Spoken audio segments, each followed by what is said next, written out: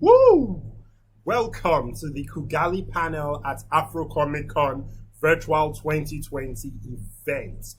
And thank you for joining us. Today we will be talking about uniting Pan-African voices to tell stories.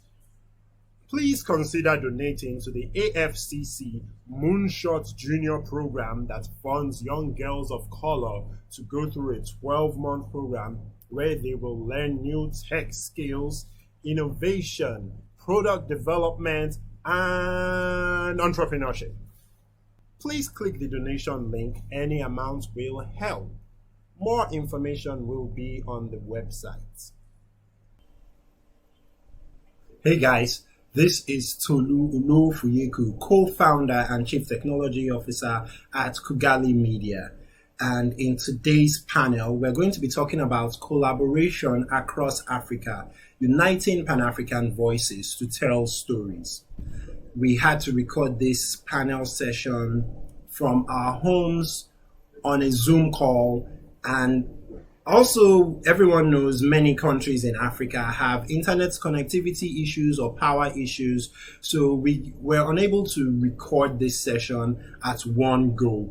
In any case, all those challenges are unique to the African space, and we also have strengths that are unique to us, which is why we thought to talk to you guys about collaborating across borders in Africa. So I hope you enjoyed this session, and I hope it inspires you to work with others in Africa to achieve your artistic vision. Okay, good day everyone. I'm joined by a few friends from all across Africa. We're going to be talking about collaboration, basically collaboration across the creative fields in Africa. So I'm going to let everyone introduce themselves and then we'll get on with it. So, like they say, ladies first. Okay, so hi everyone. Thanks for having me. I am Joelle Mandengue. My artist name is Aliens. I am a comic book author. That's the book I'm working on, La vie de Ben Douta. It's the story about a girl who really have bad luck. She has bad luck, like really. And it's a funny story, but we'll get to that. So I'm a comic book author. I created a festival in Congo, Brazzaville, a comic book festival, Billy Bede Festival. I'm a curator of comics exhibitions. I did one recently on Afropolitan comics, and I'm also a stand-up comedian. I am a Cameroonian based in Congo, Brazzaville. So over to you, Juni. So hi, my name is Juni. I'm from Senegal, currently working from France. Montpellier, France. So like you take the shape of France and you have a city like at the very below. That's where I am. I'm assuming most people would know me from the works I've done for Kugali. So that would be the Monkey Meat collection, the Cain and Abel stories, and a few illustrations and covers I did for it for the anthologies at the beginning as well. And other than that, I'm an illustrator, character designer, that sort of stuff. I love the faces you have of like, yes, sure.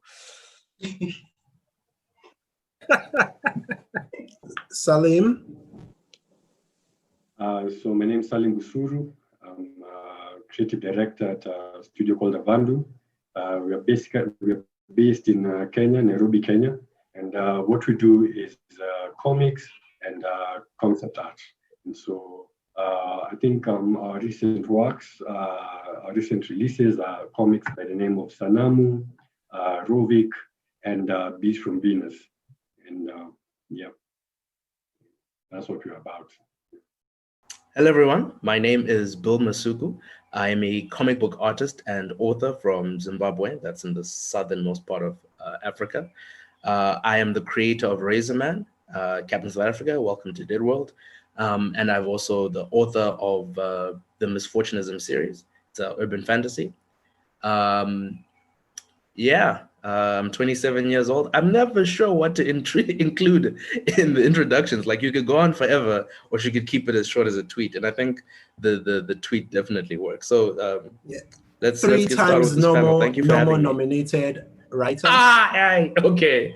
I had, it was 4 times actually. It was 4 times no more nominated, but only 2 of my things got shortlisted for the award. I think the awards should be happening either next month or the month after. That's November, December, depending on when you're watching this. So yeah, Captain South Africa and Welcome to Deadwood got nominated for no more awards. There's also the East Coast's Black African Comic Award that Captain South Africa won. I also got selected as British Council's storyteller for Zimbabwe. I'm representing the country. There's a whole bunch of other things, but like, I just do this for fun, man. Which is why I always forget to mention the awards and nominations. So thank you for having me. Let's keep it fun. Let's keep it light. Let's do this. I had a little surprise. Well, not really a surprise, more like a trip down memory lane for both of you. Who remembers this? Crappy virtual background is blocking it out. Haha. That's dope. Yeah, I remember that. It's interesting. The very first thing we ever physically printed was, I mean, it had Salim's comic, Bill's comic, and Juni did the cover art. So, I mean, right from the get-go, we'd always been about that collaboration. And even the anthology, Salim also did this cover. Yeah, I remember that. Yeah. Like, I was mad. I was like, it was my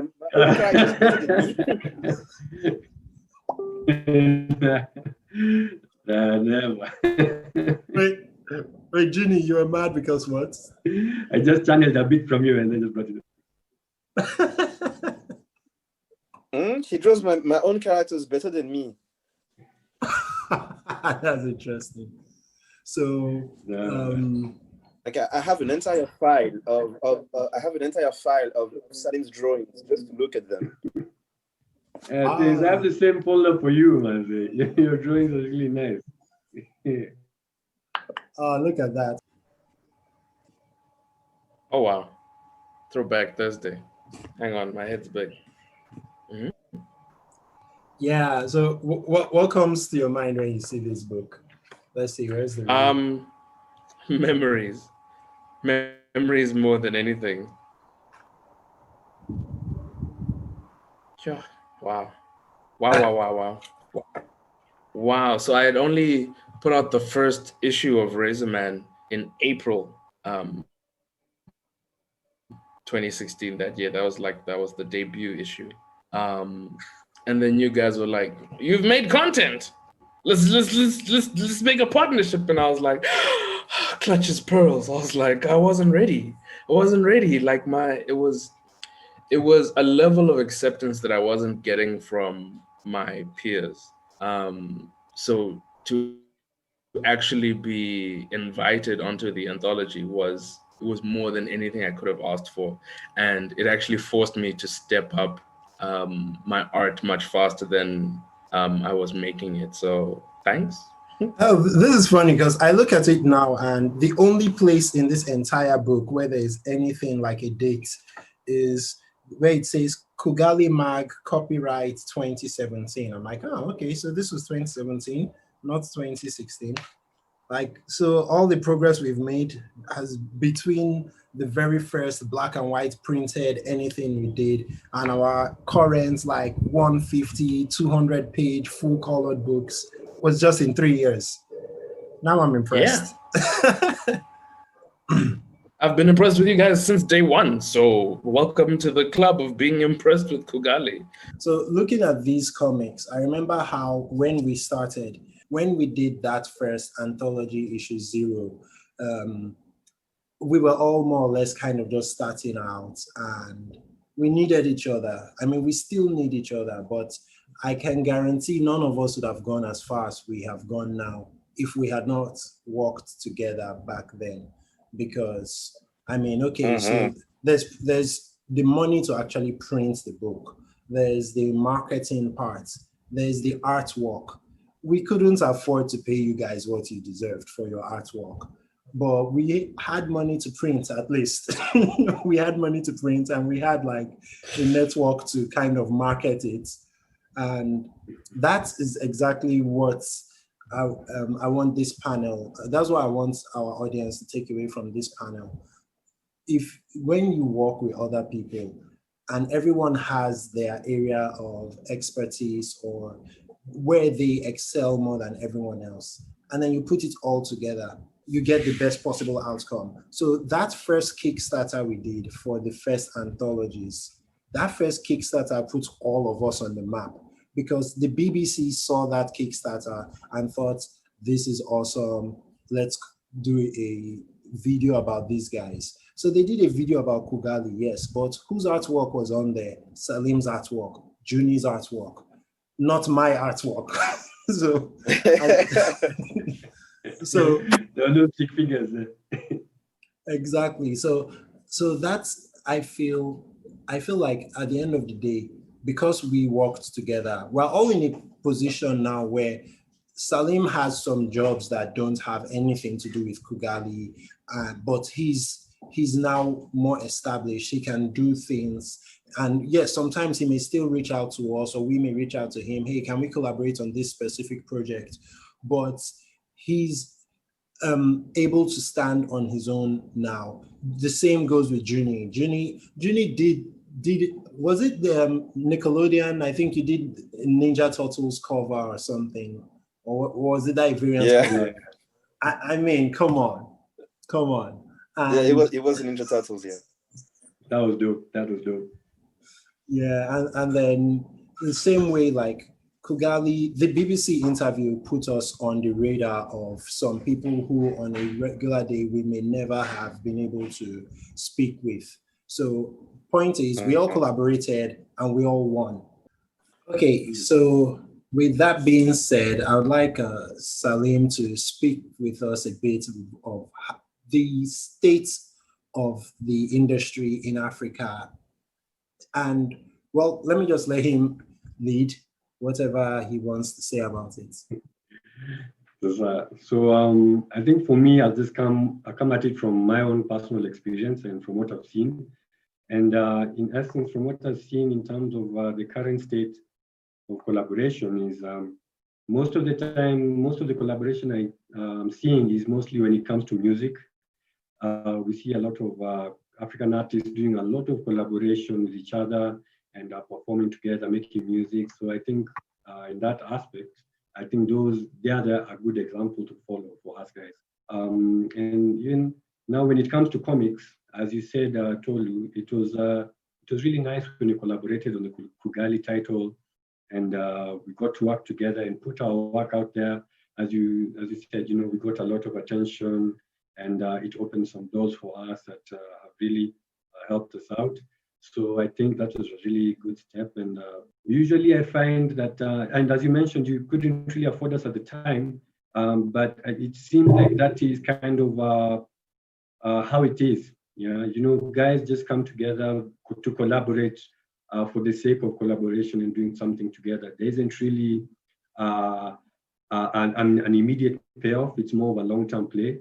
So I think it's a good thing. And also to mention, like the other form of collaboration that I see a lot is when it comes to advertising and paid jobs. Yeah, because those ones, at least they have the finances, and they come to you and you're hired and you're put together with a team. And so those are also the other side of collaborations that I see a lot from my side.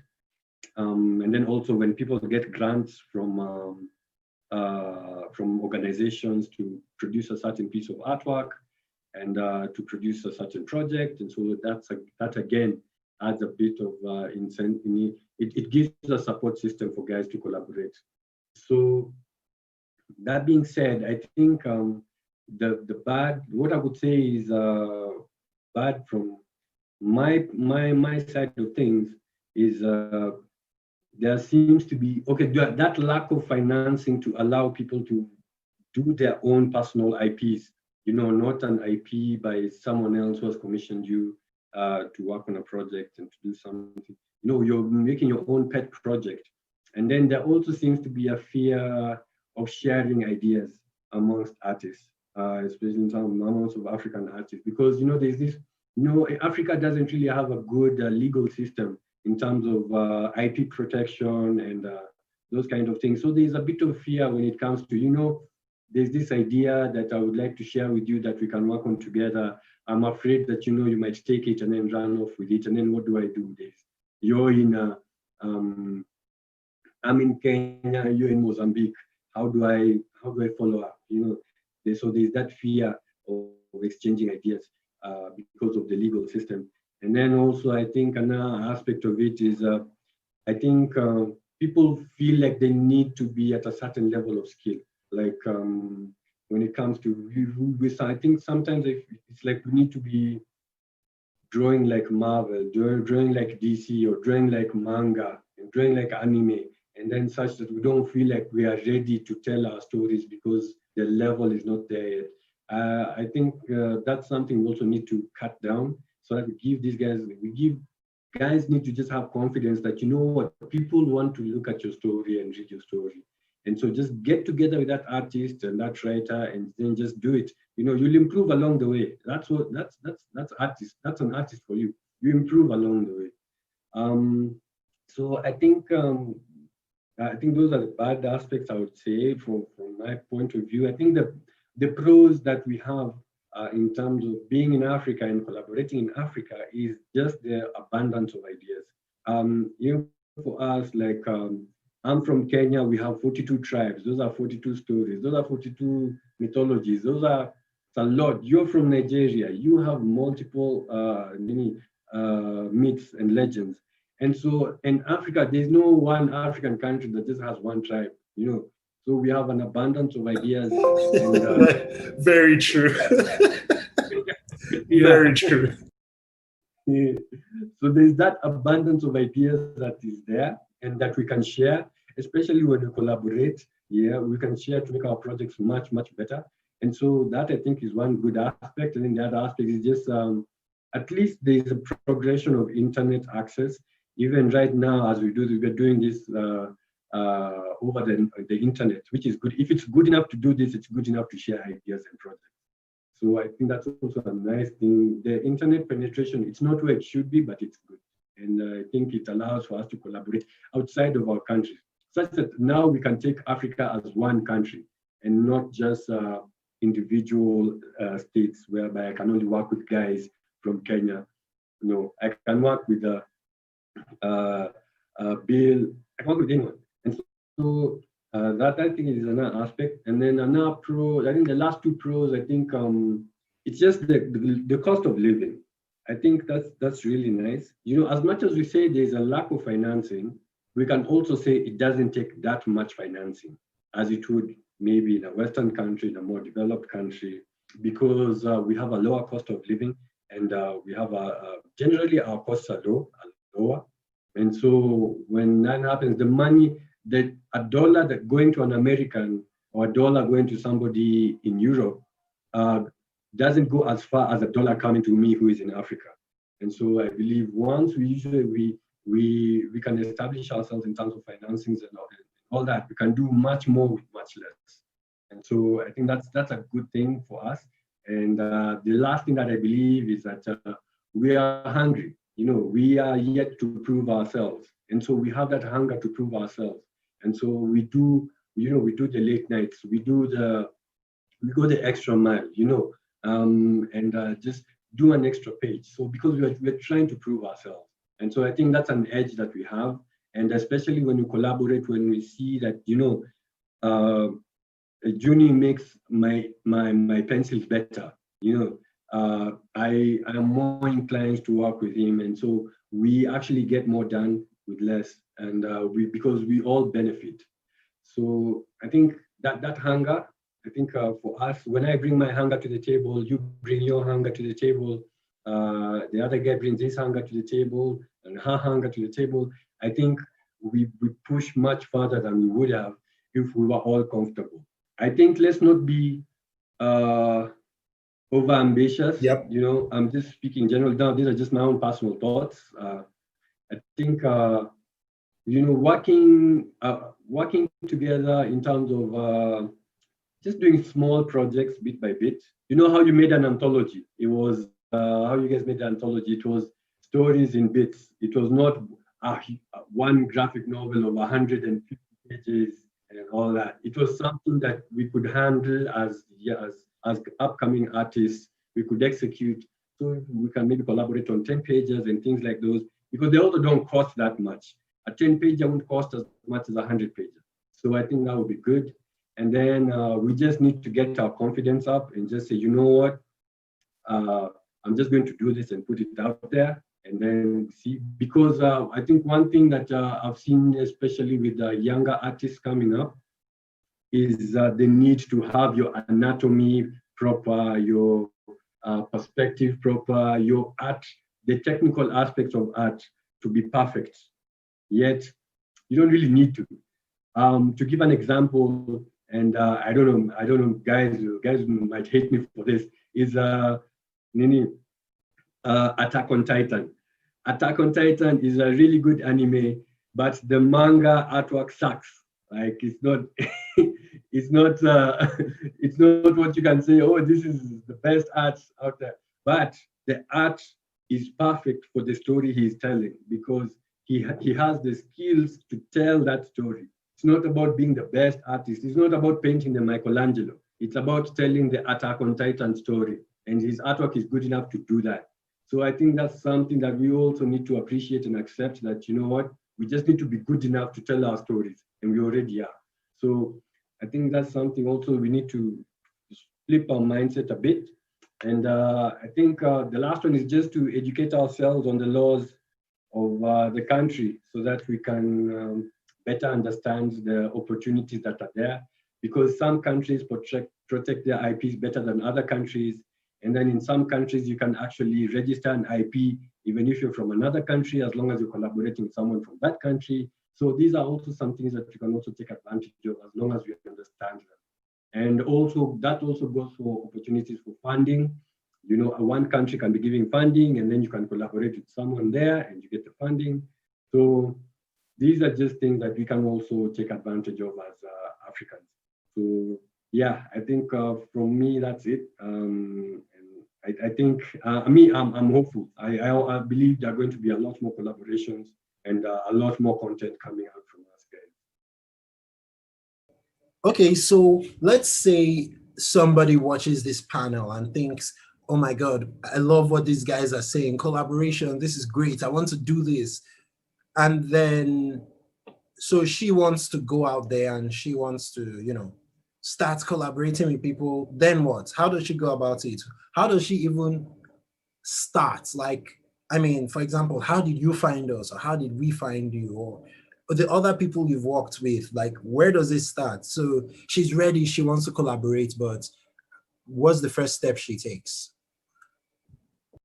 I would say go on Instagram, because a lot of artists are on Instagram. Go on social media, Instagram, Twitter, and talk to the artists who are there. You know, if you also have a local artist who you can actually reach out to and say, hey, what's up? You know, this is if they have an email or a way to reach them, just hit them up and be respectful and just express yourself. Say, I'm an upcoming artist, I'm an upcoming writer, and I would really love to get into the industry.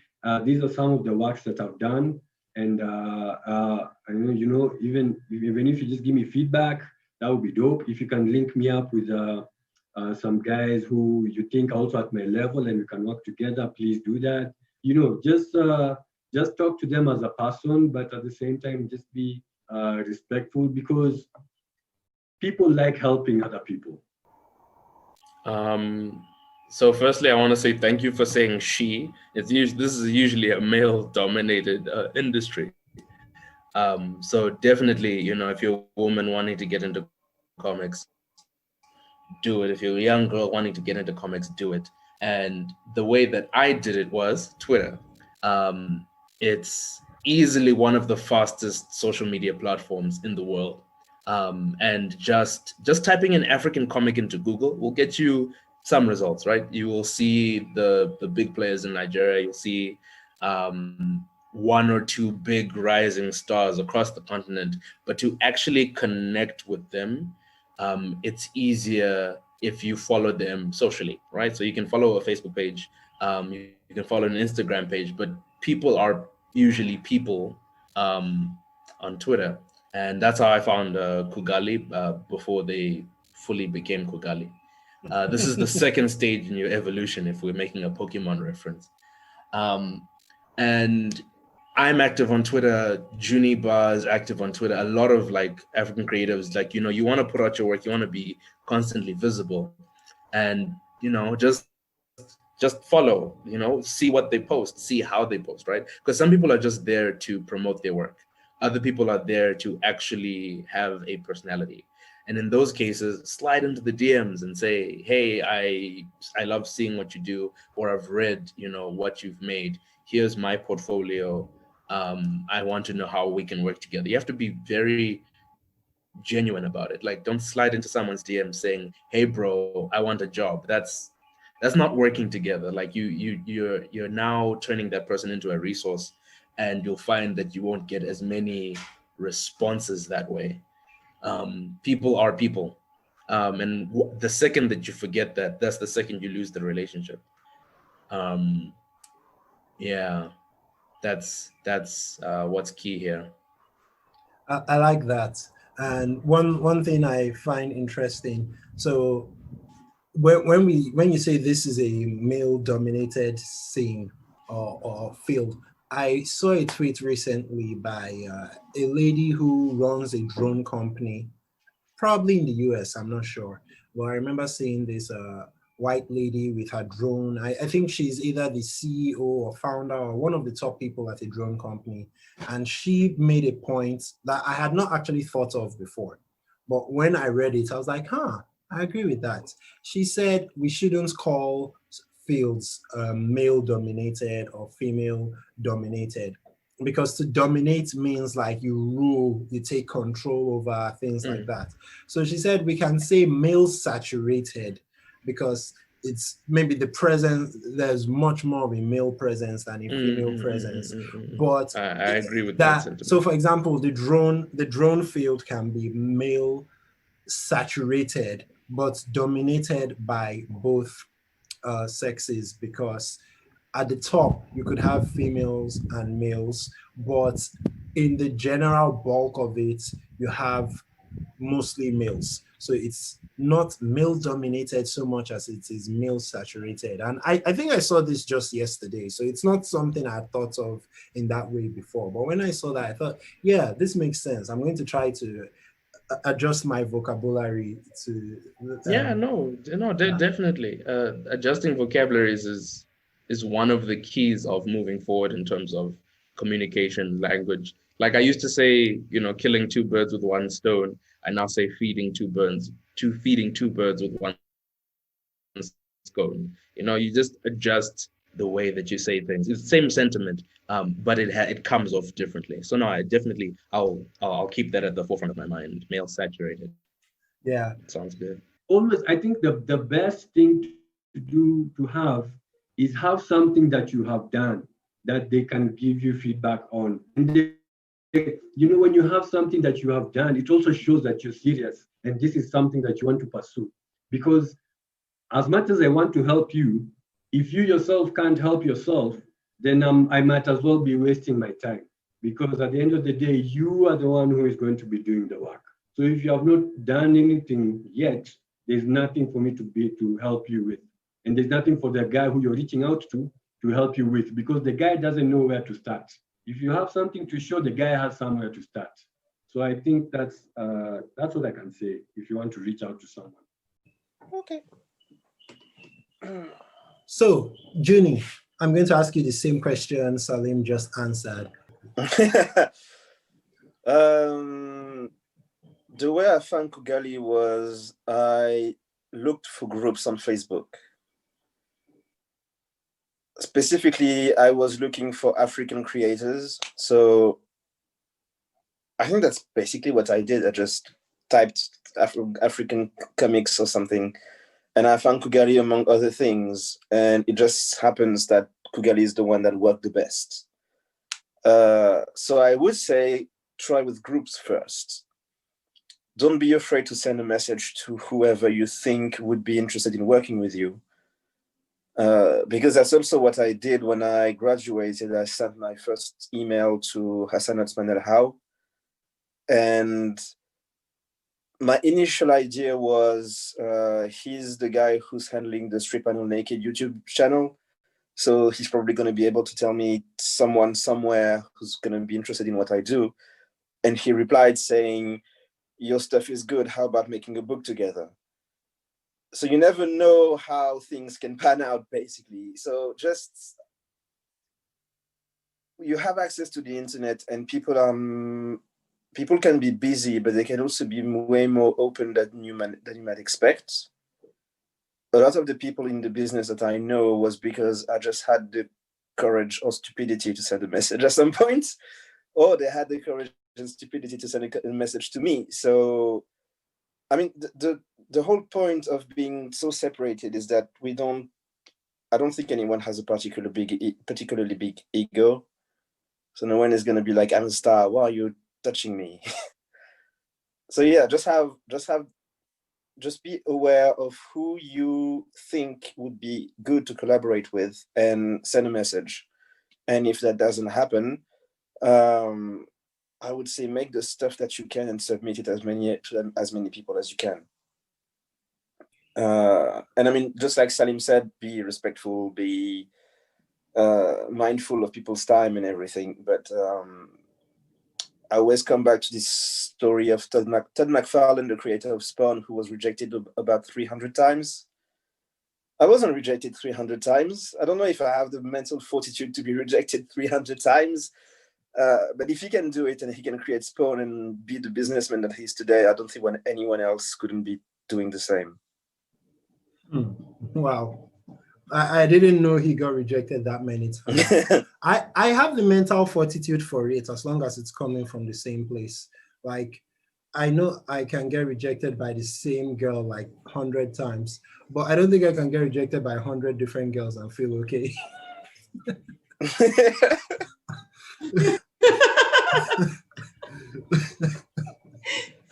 I will not comment.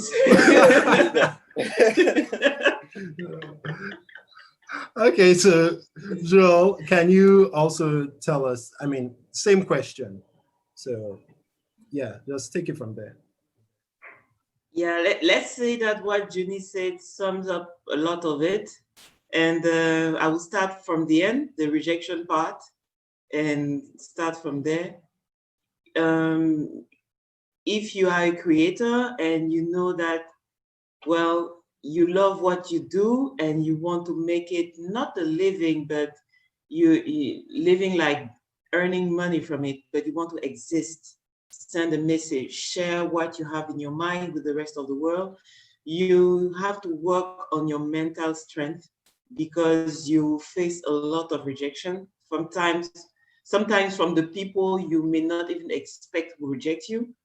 And you have to be really grounded. Is it grounded? You have to be strong, not to let people's views and critics to shape your project the way they want and not the way you want. I, for myself, I've been rejected a lot of times with this project, the project that you're seeing in the background. I was rejected by all the main publishing houses in France and Belgium, and even the middle publishing houses, and even the low publishing houses. I was just rejected. It was just a domino, you know. People were saying, no. Who can be interested in a story like this? Are you sure that people would like to see the story of a diaspora girl living a life and having bad luck and who is interested in this? We want to see stories about immigrants. We want to see stories about Black people really suffering, women being raped or kidnapped. We want to see the struggles of Africans, not just the African person that you can meet in the 21st century. And okay, maybe the way I'm putting it is horrible, but have in mind that as a young creator, people have boxes in their heads and they have a specific way of seeing you or looking at you and looking at where you're coming from and how they can sell what your identity seems to look like. So they may not take the time to understand your universe. They may not take the time to understand your message. So you really have to be grounded and steady in your mind, not to cry in the shower for months and say, okay, my life just sucks and I'll kill myself. Nobody loves me. No, you love your works, and that's the basics. The end of that story is people rejected me, but what I got from, when I say people, I mean publishing houses, but what I got from them, apart from the fact that it was a big no, was okay, I have to show them or show myself that there are people interested in my work. I have to show that, because they were like, you are an African, you're living in Africa, but your drawings don't look Africans. And I was like, what is that supposed to mean? My drawings don't look Africans. I am African, I'm a Cameroonian, I live in Congo, Brazzaville. This is what I draw because I grew up watching anime, reading mangas, reading comics from the US, from Belgium, and all of that with my own personal culture brought out what I'm drawing. So what does it mean your drawings don't look Africans? But people will speak. So I'm specifically targeting people of African heritage in my talk, because those are the people who really find the backlash and take it personal. You don't have to take it personal. You have to show that this is your identity. You are unique. And as Juni said, the rest works. So don't be afraid to go to talk to people. Don't just be a stalker, and don't harass, because that too can't may not work. If somebody says, okay, I'm not interested in working with you, just take it peacefully. Don't beat the person up. No, people have issues. So just move on, and somewhere, somehow, somebody will believe in you. Concerning my works, I did a crowdfunding at the end of the day, since I didn't have a publisher. And 400 people all over the world believed in this project. I was a girl in Douala, Cameroon. Nobody ever thought that someone would do a crowdfunding on a comic book back in the days. They were like, people will use money to build houses and not to help you draw, What's the point of that? Those are just things that you do out of passion. You don't get paid for this. So there were so many walls that I had to break back in the days. And I had 400 people from Africa, from Europe, from the US and Asia who gave me the money. And now I am at the 3rd volume and working on the 4th volume of my book. So you really have to, I think the core message is be stable in your head, grounded, unshakable. I like that. You talked about criticism and how, people have boxes in their head and they have their idea of what your work should be, and they try to box you into it. So you have to be confident in what you're doing and stand for what you believe in. But then where does the place of constructive criticism come in? So what I mean is, what if I see your work and I'm saying, okay, I get what you're going for, but you could do this and do that, and maybe my ideas are actually good. Maybe they will make your work better.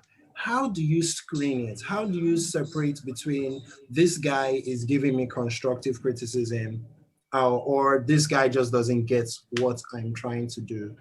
And there's even the place of my criticism could be totally wrong, but I'm coming from a good place. I mean, my heart is in the right place, but maybe I'm wrong. maybe I'm actually wrong in that particular instance, but I mean well. How do you decide what is good criticism and what to ignore? On that aspect specifically, it's a very good point that you've made. And that's also the reason why I'm saying people should be you need to know what you are doing, why you are doing it. That's the first part.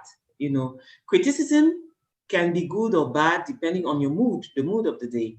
But you need to have your stand first. I will take the example of my books. You can see on the drawings behind, there is a slim character ahead, and there is she has a light skin, just like Juni, and you have a character behind who has a darker skin. Let me tell you the story about the second character. That's the second Black girl. In the beginning of that story, I was just focusing on the main character because back in the days we had the same appearance. I was very slim. Then life happened. So and I had issues. And I didn't like my body that way because Black people were always telling me that only white men could date a girl like me. I'm too skinny. So I created a character where in which I've put all my complex struggles, many things, all my love. There are many things that I've put into her, and she is light-skinned girl, an African, and she has long hair. When I created that character and she was living her life, there were so many people happy about it. They were liking it. And there were people who were like, why are you always using light-skinned girls and having them as main characters? Meanwhile, that dark-skinned girls have issues. You are not representing African women. And I'm light-skinned, kind of. So I was like, okay, I should dismiss myself just for the sake of representation. I also have my struggles. It's not because I'm light-skinned that life is easy for me. People are looking at me as meat. Are you clapping? Problems. So Yes, I was like, I'm clapping. So it's not because we are all Africans that all of us are dark-skinned. There are people who are light-skinned and who are not living it. They're not living the life the way other light-skinned girls are living the life. So I was using a different angle. So you see, the criticism was real, but my point was also relevant. I had to find a balance. And the second point was African women don't have long hair. They have short hair. So you should shave her and darker her skin tone. So what happened at the end, since I didn't want to kill anyone, and I'm coming back to the love, all the other stuff, I stood back and I tried to really sink into the criticism and see the bad argument, the good argument, and how I can balance it. And I went back to all the comics that I used to read. You always have a main character and somehow a side how do you put it? Batman, Robin. You always have a sidekick. Yeah, sidekick. So I was like, okay, the dynamic of having a sidekick can be interesting because the character will not just be like Gaston Lagaffe, a poor, lonely cowboy or cowgirl moving around the desert looking for solution. You can have a sidekick. And I created that dark-skinned girl. And with all the complex that dark-skinned girls may have in the representation, in the fact that people may not appreciate them the way they are, I gave her all the confidence that I didn't have back in the days. So she's a dark-skinned girl. She has short hair and she's not ashamed of it. She don't put wigs. She's just so proud of her lips. She's just so proud of her curves. And at the end of the day, characters even loved her more than my main character at some point, So the dynamic was really interesting. And when I went through the volumes, I created balance and between the two characters. So this is a specific and clear example of you have your stand, people have their own ideas, and you try to find balance. It may bring out a new character. It can change your story a little bit. It can help you evolve, even in the way you think. But you don't have to change your core identity just because of what people will say or think. But at the end of the day, I don't know how to put it in English, but there is this. Say it in French and let Juni translate. Okay. Alors, yeah, Juni, bonne chance. There is this word, one singer used to say, life, no, I will say it, and then Juni will help me. He will say, life is a beach like a hole. And life always gives itself to the one who has the money for it. So life is a beach, la vie est une pute, elle ne se donne qu'au plus offrant. So it is a sentence that I really love because my character, since she's so unlucky, she will always say life is a bitch, you know. And I met someone, a publisher. He loved all the project. He wanted to publish it, but he wanted me to remove that sentence and to say something like, life is an escort, which is the complete, it's something different. It's not the same thing, Yeah. It doesn't have the same impact anymore. No, when you say life is a bitch, at least the person will, what, the reaction, and it's so sincere, it's like when you shout, you're like, it's a cry out. But life is an escort, man, that's a business, that's not just a say. So people have to be grounded, and when people give you advices or criticism, it can come out of love, it can come out of hatred, it can come out of jealousy. You have to find the balance between what people say and what you want to say. Nice. Okay, so right now we're all publishing comics, creating comics, and we're trying to market it to very similar audiences. I mean, even just as an example, Juni's work has been featured in Kugali's publications multiple times, but not everything Juni does is on our platform. So if someone is a Juni fan and not a Kugali fan, for example, so maybe they discovered Juni through Kugali, but then they like Juni more than anything else on our platform, then that means if Juni goes and does any work independently for himself or publishes with someone else, then those Juni fans who came to Kugali will leave Kugali and follow Juni. Kind of like LeBron fans, I think. But Juni, you're compared to a brand. Let that sink.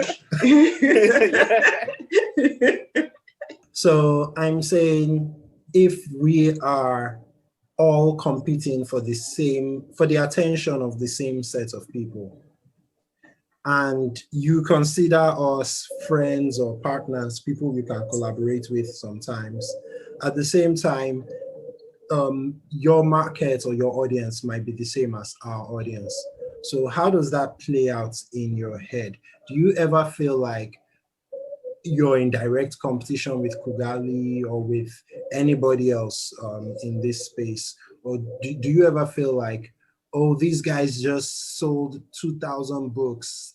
That means like that is my minimum target now. I cannot sell less than 2,000 books. Otherwise I'm like falling short. Do you ever feel like Vegeta? Okay. That's a good summary, I understand.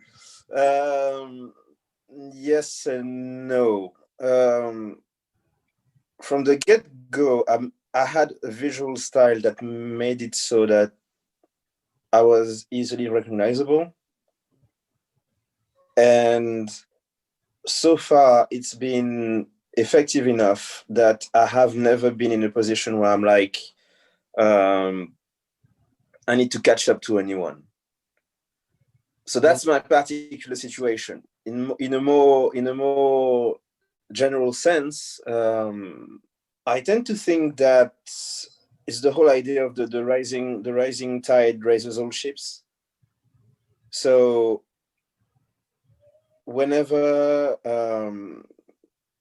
I get to be on a certain level, I tend to rep Kugali at the same time.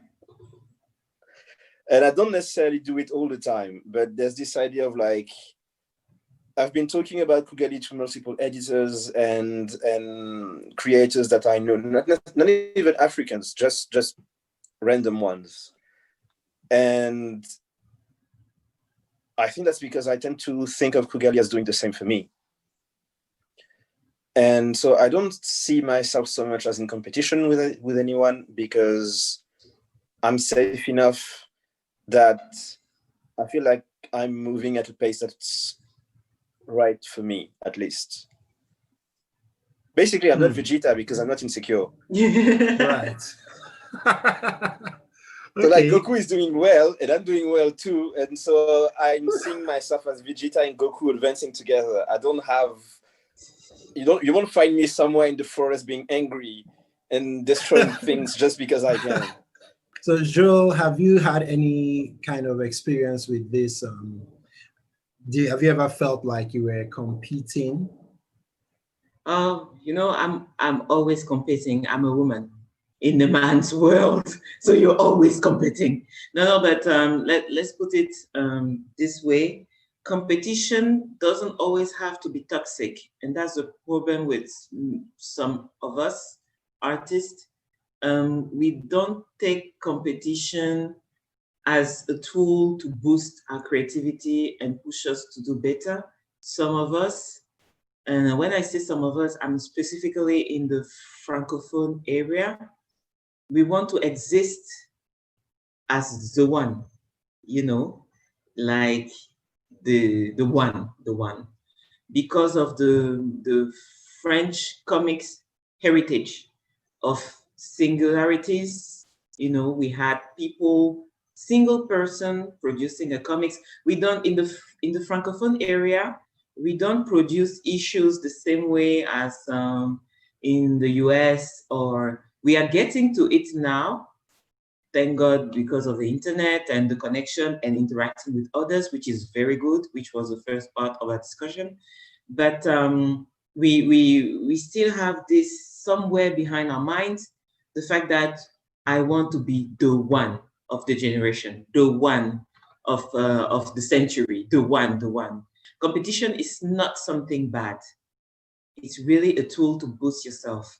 There are people who are just copying others. But the thing is, you can never tell the same story. And that's what I love about libraries.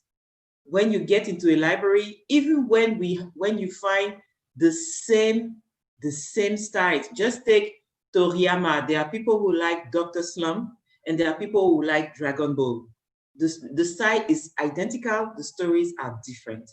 And that's another great thing about comics. We are not just writing novels. We are doing the writing of the novels with images and with identities. So to me, there's no real danger. And there's also an issue of what is your aim? Is your aim just that you want to be alone in a library? Or your aim is we have to be as many as we can to fill all the bookshelves of the world, all the libraries, okay, this one has sold 2,000 copies, you've sold 3. Okay, that happens. You have to be happy for him. Ask him if he wants to share how he made it. He will tell you. If he doesn't want to share, you learn. There are people. We have internet now. We are not just in an island completely cut from technologies. We can learn from others. In Cameroon, we are 23 million. How do you want to satisfy those millions? Just let's take the two of them, Cameroon and Nigeria. You can never satisfy all of them with one author or one publishing house publishing as many authors as you want, because people have specific desires, and there will always be at least one person who desires this work. The person will come and buy Kugali and say, okay, I like what Juni is doing, but his elder sister may like what another person is doing, like Nani, Bill. I know Bill is doing Nani too. is working on Nani. So the world is so big. We are 7 billion. So to me, there will always be people who will be ready to buy your work. You don't have to be in competition with someone else, except to boost yourself to be better. I think collaboration also means, if you look at Japanese comics, manga, you look at things like Bleach, right? I think that's an unavoidable manga. I mean, unless you say Naruto for some weird reason. On the title, on the book cover, and the people who make the book is just Tite Kubo or Tite Kubo. I'm not sure how to pronounce it. And you never see who else makes that book, but he's not alone. He has a team. Like whoever's making a manga works in at least a team of 4 to 5, right? There are assistants who come and they help clean, they help tone, they help perfect the pages. And they don't have a vastly big role, right? But it's that contributing to the end product, contributing to something bigger than yourself. And I would like to see that in African comics. Say, like, if I'm making Razor Man, I don't have the money to hire like a dedicated inker, right? But I want to bring on a new artist, bring on someone who's just starting out, who has a graphics tablet, who has a means of payment, and say, hey, I'll give you this amount of money for this little bit of work so you can gain experience, so that when you start out, you're not starting from scratch, and that's something I want to do going forward. I want to have, Razor Man assistants. You have no experience. Maybe you do have a little bit of graphic design. You don't know how to get into the industry. That conversation that you had started in terms of how do I find, people to work with? And, you go on Twitter and say, hey, how can I help you bring this comic to life? How can I gain experience? How can we both benefit from this relationship? I think that's the crux and the meat of collaboration. How can we both benefit to make something greater than the sum of our parts? Yeah. All right, guys, it's been an honor having you guys here with me to make me sound like I know more than I know. So, guys, maybe just tell everybody where they can find more of your work. Before I will say that, I forgot about the fact that this artifact is a platform for Cameroonian comics. They don't even know that I wore the t-shirt today, so they will see. I was into the collaborating part. I didn't even tell them that I was already in it. So if you want to check on some Cameroonian comics, you can go on Artifact platform. But you can find my works. They are in French. First volume is in French and English. The second and third volume are in French, and I'm translating them into English. And since people are in various countries, Amazon is the easiest way to get them. You can find them on Amazon or any other platform of that kind, Isneo or stuff. And if you are in a country that has FNAC, you have that company in many Francophone countries. They are getting into Africa too. You can order for it and you can get it. Amazon is the easiest way. Let's say Amazon. La Vie de Ben Duta on Amazon, and you get it posted to your place. Okay, La Vie de Ben Duta. That's it behind her, at the bottom of the poster right there. So, yeah. Okay, so Juni, where do people find you and your work? I generally direct people directly to the Kugali website, because that's where I like people to go. Or there's always my website. And yeah, those are the main two things. I'm on Twitter, which is the best way to get to me if you have a message to send. And yeah, that's pretty much it. Yeah, guys, and you can find Salim's work at avandu.co.